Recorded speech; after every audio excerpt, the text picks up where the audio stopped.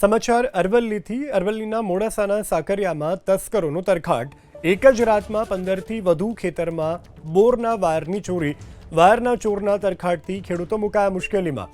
મોડાસા ગ્રામ્ય પોલીસે સ્થળ ઉપર પહોંચી વધુ તપાસ શરૂ કરી છે। તો મોડાસાથી આ સમાચાર પ્રાપ્ત થઈ રહ્યા છે કે જ્યાં તસ્કરો બેફામ બન્યા છે। એક જ રાતમાં 15થી વધુ ખેતરમાં બોરના વાયરોની ચોરી કરી અને ફરાર થયા છે।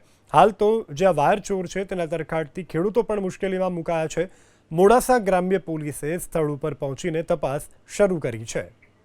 એક જ રાતમાં 15થી વધુ ખેતરમાં બોરના વાયરની ચોરી। વાયરના ચોરના તરખાટથી ખેડૂતો મુકાયા મુશ્કેલીમાં।